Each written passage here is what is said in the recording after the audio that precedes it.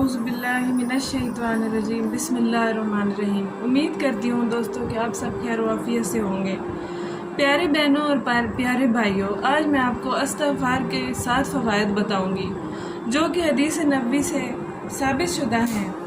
हमारी ज़िंदगी में मुश्किलात आती हैं, उलझनें आती हैं, हम हाथ पाँव मारते रहते हैं, हल निकालने की कोशिश करते रहते हैं, कभी कहीं भटकते रहते हैं, लोगों से मदद मांग, इधर जा उधर जा, पर कोई भी हमारे मसले का हल मुस्तकिल नहीं निकाल सकता।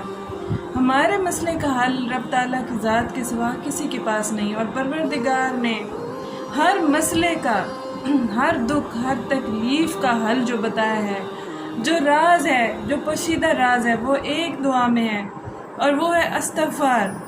जी प्यारी बहनों और प्यारे भाइयों, हमसे जाने अनजाने में दानिस्ता और गैर दानिस्ता तौर पर कुछ गुनाह हो जाते हैं, कुछ कोताहियाँ हो जाती हैं जो हमें याद नहीं होती हैं, और जब हम पर कोई मुसीबत आ पड़ती है जो कि हमारे अपनी ही वजह से होती है तो हम खुद को कोसते हैं, अपनी किस्मत को कोसते हैं, हम इधर उधर भागते हैं, दौड़ते हैं, अपने मामलात को सुलझाने की कोशिश करते हैं, लेकिन नहीं करते तो उस खाले के हकीकी, उस खाले के अकबर की तरफ रुजू, जो हमें 70 माओं से भी ज़्यादा अजीज़ समझता है, मोहब्बत करने और चाहने वाला रब्बुल इज़्ज़त है।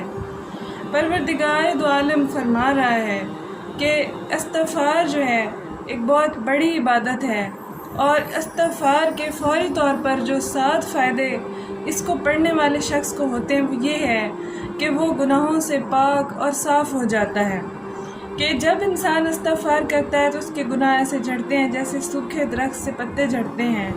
और दूसरा फ़ायदा ये है कि अगर वो कमज़ोर है तो वो ताकतवर बन जाता है, उसको एक गैर यकीनी तौर पर एक ताकत महसूस होती है, अपने आप में एक मजबूती महसूस होती है।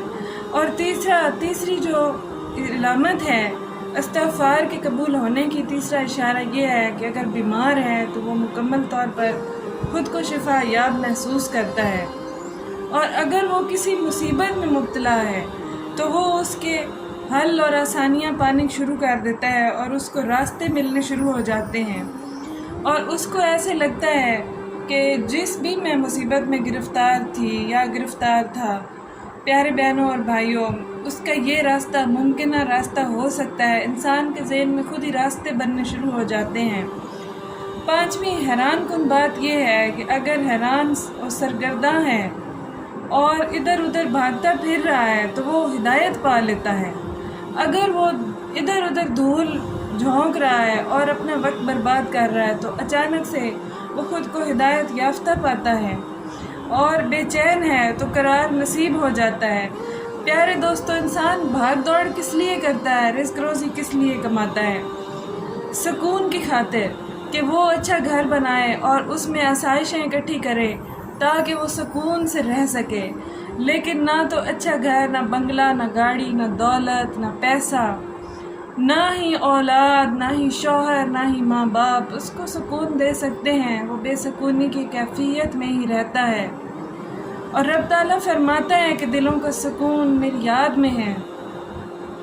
तुम मुझे याद करो, मैं तुम्हें याद करूँगा। तुम मुझे तन्हाई में याद करो, मैं तुम्हें तन्हाई में याद करूँगा। तुम मुझे लोगों में याद करो, महफिल में याद करो, मैं तुम्हें आसमान पर फरिश्तों की महफिल में याद करूँगा।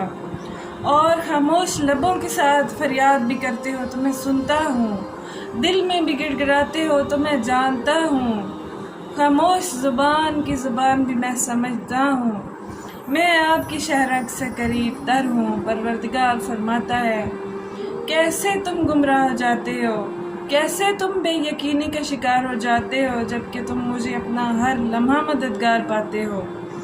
परवरदिगार दो आलम की ज़ात ना हो और मोहम्मद व आले मोहम्मद सल्लल्लाहु अलैहि वसल्लम की ज़ात ग्रामी ना हो, आइमा तहार की ज़िंदगी के जो हमारे सामने जो उन्होंने पेश की अपनी ज़िंदगी की सरगर्मियाँ और उसवा हसना, अगर वो ना हो तो हम कैसे हिदायत पाए।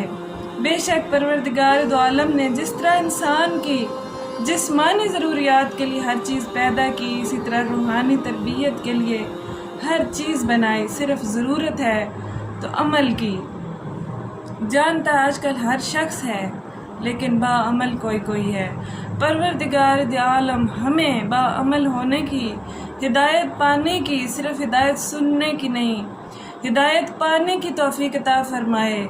صرف باتیں سننے اور بولنے کی نہیں، عمل پیرا ہونے کی توفیق عطا فرمائے۔ جزاک اللہ۔